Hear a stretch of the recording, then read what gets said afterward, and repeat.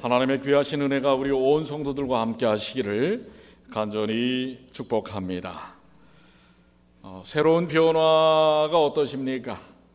우리 찬양대원들도 이제 자유복을 통해서 또 이 앞에서 이렇게 함께 찬양하는 게 오히려 우리 온 회중들과 하나로 이렇게 아주 섞이는 것 같아서 참 은혜가 됩니다. 저는 오늘 당신의 옆자리엔 누가 있나요? 라고 하는 제목으로 함께 말씀을 나누고자 합니다. 한국의 한 자동차 광고 장면입니다. 다 기억하고 있습니다. 그대가 얼마나 아름다웠는지, 오랜 세월 내 옆자리를 지켜준 당신께 감사합니다. 그러면서 오늘 설교의 제목인 이런 문구가 나옵니다. 당신의 옆자리엔 누가 있나요? 한번 여러분들 옆자리에 누가 계십니까? 네.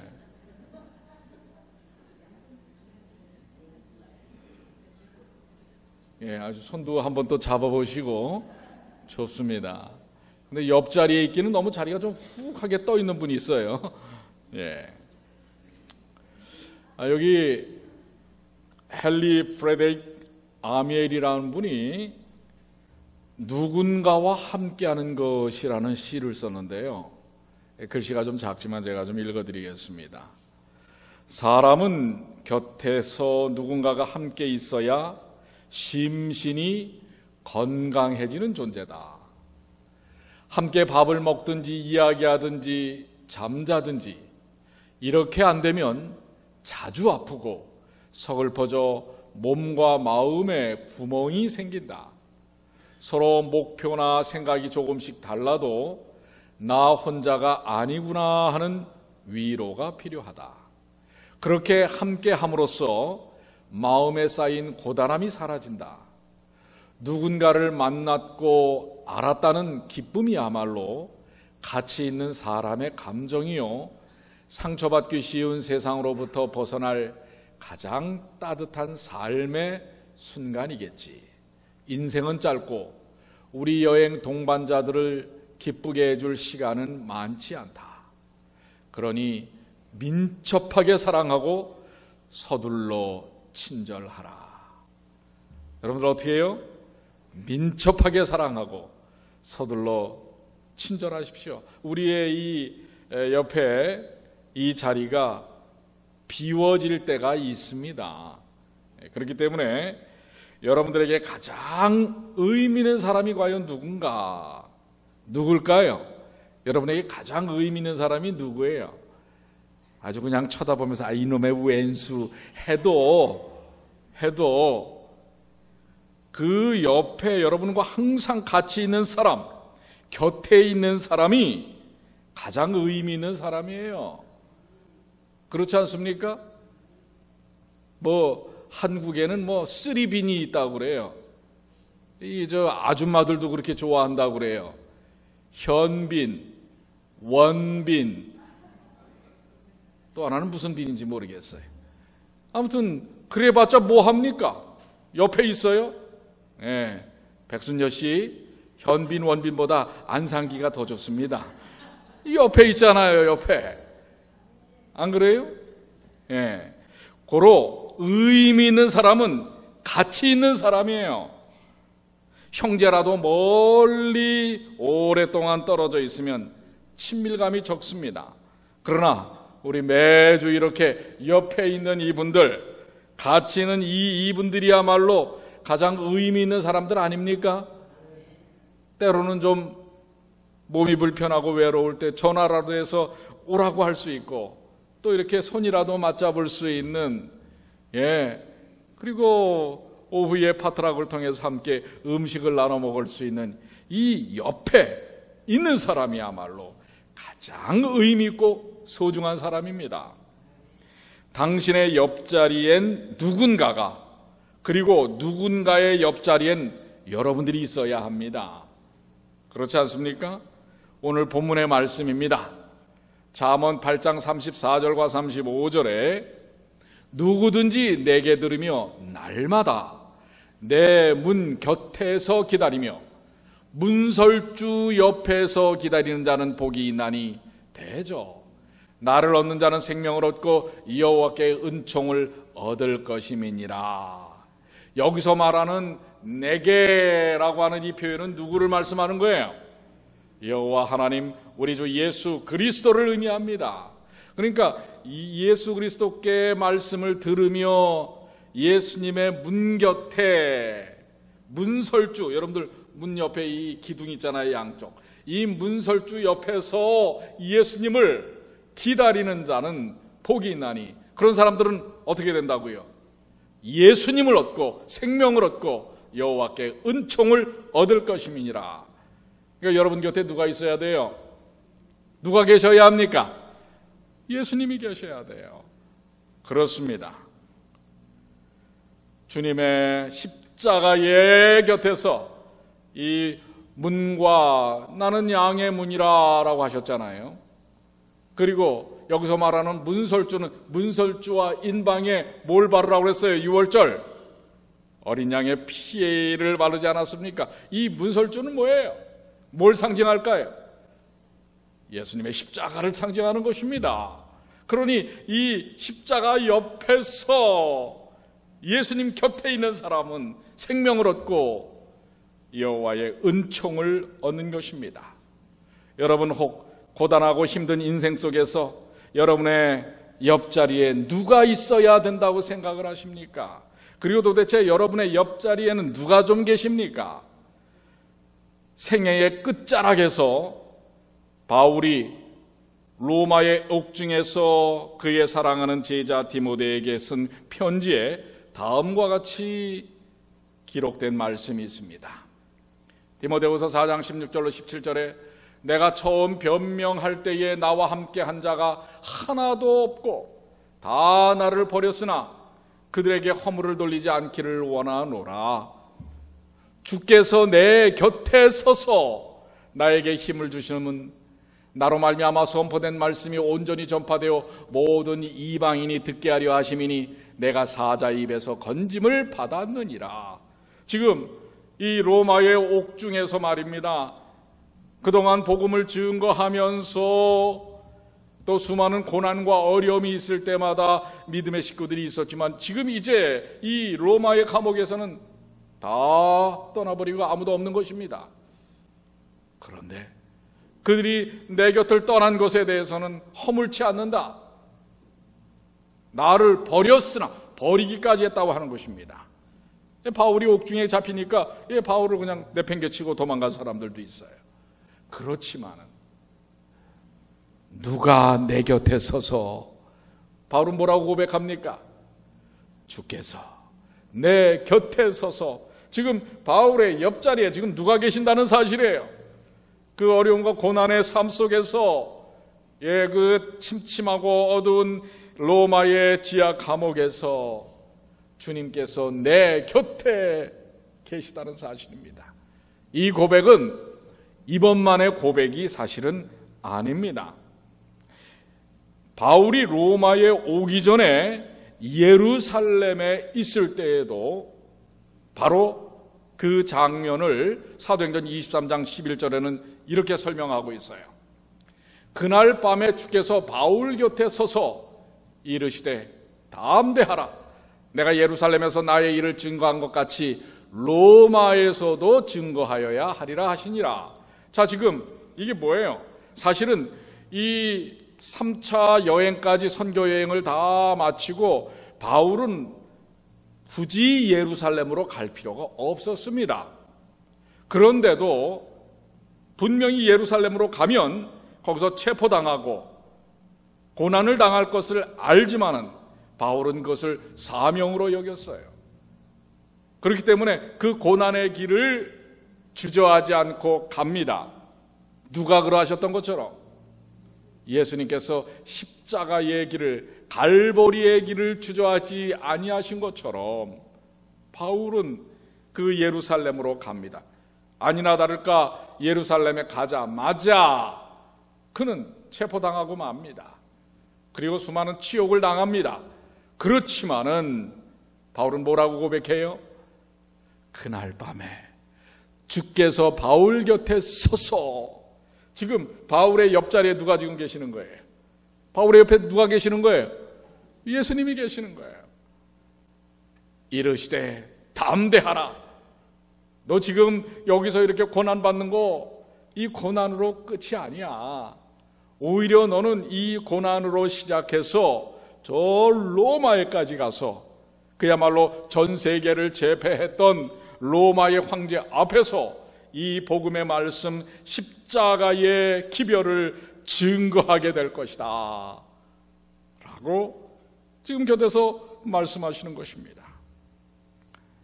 그렇습니다. 바울의 삶의 매 순간순간 구비구비마다 주님께서 곁에 계셨어요. 바울의 옆자리에는 언제나 주님께서 함께 하셨다는 사실이 바로 이 말씀을 통해서 증거되는 것입니다. 아마도 그 예루살렘에서 그가 사내들인 회원이었고 잘 나가는 촉망받는 사람이었지만은 선교여행과 그 다음에 또 3년간의 아라비아 광야와 지금 여러 해가 지난 다음에 돌아온 바울을 그 당시 친지들과 지인들이 글쎄요 제대로 알아봤을까요? 그러나 알아봤었다 할지라도 바울 옆에 서 있지는 않았습니다. 왠지 아세요? 바울 옆에 서는 것은 어떤 의미인지를 그들이 알았기 때문에 그렇습니다. 바울 옆에 서는 것은 바울과 똑같이 취급당할 수 있는 것입니다. 즉 바울은 이단입니다.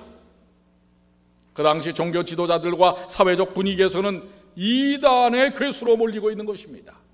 바울 옆에 선다는 것은 바울과 똑같이 그들이 누릴 수 있는 모든 것들을 다 포기해야 된다고 하는 것입니다. 그렇기 때문에 바울 옆에 서지 않았습니다. 그런데 그 바울 옆에 누가 서 계신 거예요? 예수 그리스도께서 서 계신 것입니다. 그러면서도 예수님께서는 왜 굳이 예루살렘으로 왔니? 그리고 이 고난을 받니? 라고 하시지 않았습니다. 오히려 뭐라고요? 담대하라. 내가 여기 예루살렘에서 나의 일을 증거한 것처럼 이 십자가의 복음을 증거한 것처럼 로마에서도, 그 당시 세계의 수도인 로마에서도 증거하리라. 뭔가 좀 클로즈업 되지 않습니까? 오늘 여러분과 저의 곁에 계시는 예수님께서 우리들을 향하여 바울에게 하신 말씀처럼 담대하라. 내가 이 교회에서 그리스도의 복음을 배우고 전하고 나누었던 것처럼 저 맨하탄에서도 증거하여야 하리라. 아멘입니까? 바울의 사명과 우리의 사명이 다르지 않습니다. 바울의 경험과 우리의 경험이 다르지 않습니다. 바울 곁에 계셨던 예수님은 오늘 여러분과 저의 옆에도 계신다는 것을 기억하시게 되길 바랍니다. 너무 감사하시지 않습니까? 우리가 도대체 무엇이 간데 우리 옆에 예수님이 계십니까? 그러면서 우리를 붙들어 주시고 우리를 위로하십니다. 사실 우리는 이 땅에서 때때로 다른 사람들과 다른 삶을 살면 그걸 이해하기보다는 비난하고 책망하고 비판합니다. 저 사람은 좀 이상해. 우리랑 달라. 근데 하는 말이 있잖아요. 다르다고 하지 않고 틀렸어. 우리랑 틀렸어. 이렇게 얘기하지 않습니까? 오늘날 우리들도 그런 시각을 받을 수가 있습니다. 근데 여러분들 틀린 게 아닌 것입니다. 다른 것입니다. 근데 그 다름에는 놀라운 은혜가 있습니다. 그 다름에는, 세상 사람들과 다름에는 오늘 우리 곁에는 우주의 왕이신 예수 그리스도께서 우리를 비난하시고 우리를 책망하시고 우리의 연약함을 들춰내는 것이 아니라 우리를 부둥켜 안으시고 우리 곁에서 담대하라. 네가 예루살렘에서 나의 일을 증거한 것 같이 지난 삶을 통하여 하나님의 사랑과 복음을 나눠주었던 것처럼 앞으로의 삶에도 그렇게 증거하여야 하리라. 이렇게 말씀하고 계시는 것입니다. 예수님은 홀로 바울 곁에 계셨습니다. 지금 오늘 우리들의 삶에도 우리 주변에 다른 사람들이 없을 수 있어요. 그러나 우리 주님은 우리 옆자리를 비껴가시지 않는다는 사실을 기억하십시오. 그런데 여러분들, 정작 예수님은 어떠하셨습니까? 예수님 옆자리에는 누가 있었나요? 예수님 옆자리에 누가 있었어요? 자, 한번 그 장면을 한번 볼까요? 요한복음 19장 26절로 27절에 예수의 십자가 곁에는 그 모친과 이모와 글로바의 아내 마리아와 막달라 마리아가 섰는지라. 예수께서 그 모친과 사랑하는 제자가 곁에 섰는 것을 보시고 그 모친에게 말씀하시되 여자여 보소서 아들이니이다 하시고 또 그 제자에게 이르시되 보라 내 어머니라 하신대 그대로부터 그 제자가 자기 집에 모시니라. 자, 사실 예수님도 예수님의 옆자리에 많은 사람들을 두기를 원하셨습니다. 그런데 좋을 때는 정말 예수님 옆자리를 차지하기 위해서 제자들끼리도요 악의 다툼을 벌여요. 예, 심지어는 제자의 야고보와 요한의 어머니는 와서 예수님의 옆자리, 두 자리 아니에요. 옆자리는 두 자리밖에 없어요. 오른편과 왼편, 그 자기 두 아들을 오른편과 왼편에 두십시오. 이런 도둑놈 심보가 어디 있어요? 아니 12제자 중에 자기 아들 둘을 곧 가장 가까이에 있는 두 자리를 다 자기 아들로 채워달라고 하는 것입니다. 그러했던 이 제자들이 정작 보세요. 십자가에 달리셨을 때 다 어떻게 했습니까? 주랭랑을 치고 말았잖아요. 그리고 예수님의 십자가 옆자리에는 4명의 어머니 마리아를 포함해서 4명의 여성과 단 하나 요한만이 그 곁에 있었습니다. 근데 이 요한도 예수님 고난당하고 막 채찍질 당하고 수치를 당했을 때는요 멀찍이 따라가기만 했어요. 그러나 그래도 이 요한은 의리가 있어요. 예수님 십자가 옆자리에 그가 있었습니다. 자, 이 고난의 자리, 조롱의 자리, 사실 이 십자가 주변에는 예수님을 그동안 함께했던 옆자리를 지켰던 사람들은 이 5명밖에 없었고요. 오히려 나머지들은 어떤 사람들로 채워졌어요? 로마의 군인들, 지켜야 되니까요. 그 다음에 대제사장과 다른 제사장들은 예수님을 조롱하기 위하여 그 옆자리를 지켰습니다. 사랑하는 성도 여러분, 예수님께서도 예수님의 옆자리에 누군가를 두시길 원해요. 그게 여러분이 되시길 바랍니다. 예수님의 옆자리에 저 하늘에서 영화와 영광을 누리기 위하여 야고보와 요한의 어머니가 권력 투쟁에서의 옆자리를 차지하기 위한 그런 자리가 아니라 바로 십자가, 예수님과 함께하는 사명의 자리, 예수님과 함께하는 고난의 자리, 그 옆자리에 여러분과 제가 있기를 바랍니다. 그런데 예수님은 그 고난의 자리를 고난의 자리로만 남겨두시지 않아요. 그 고난의 옆자리에 동참하는 이들을 아까 말씀하신 대로 본문의 말씀처럼 나를 얻는 자라고 얘기하십니다. 바로 십자가 이 문설주 곁에서 예수님을 기다리는 자, 예수님의 옆자리를 차지하는 자, 십자가 옆자리를 차지하는 자를 나를 얻는 자라고, 그리고 생명을 얻는 자라고 말씀하고 있는 것입니다. 여러분, 예수님의 십자가의 옆자리, 예수님을 얻고 생명을 얻는 그 자리에 여러분이 계실 줄을 믿습니다.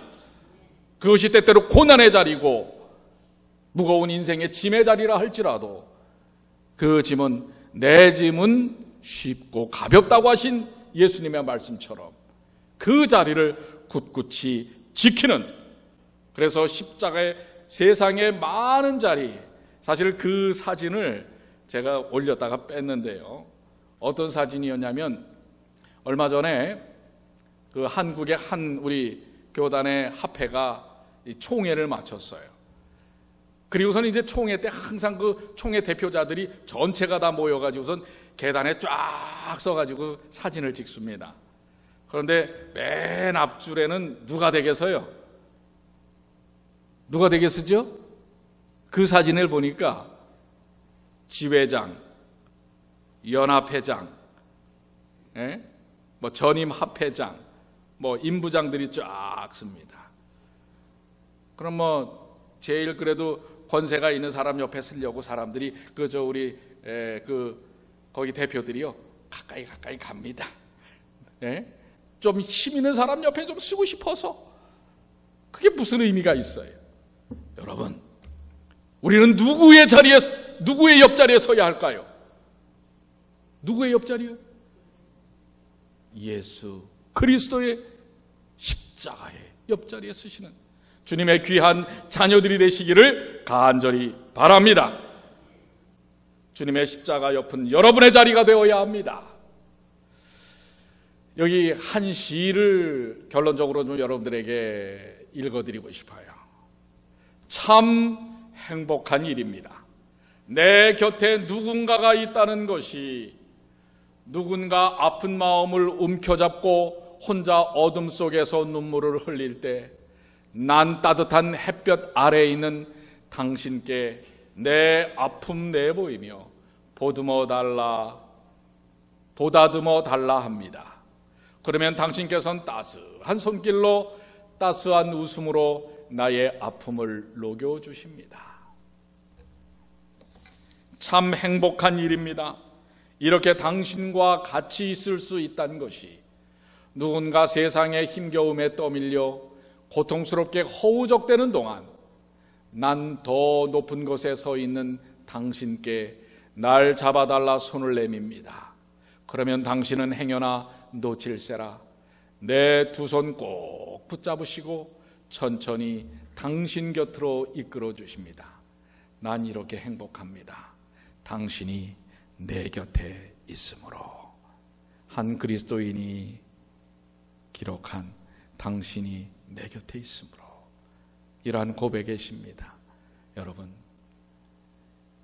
여러분의 옆자리에 예수님을 두시고요, 예수님의 옆자리에 여러분이 서시게 되길 바랍니다. 올 한 해는 정말 언제나 예수님의 옆자리에 계시는, 예수님의 십자가의 옆자리에 계시는 주님의 귀한 자녀들 되시길 바랍니다. 우리 한번 다 같이 본문의 말씀 읽을까요? 누구든지, 시작.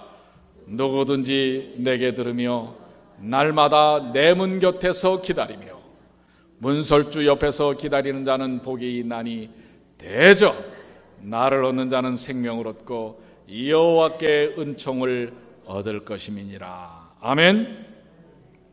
예수님의 십자가의 곁에 언제나 계시는 내 옆자리에 누가 있을 것인가?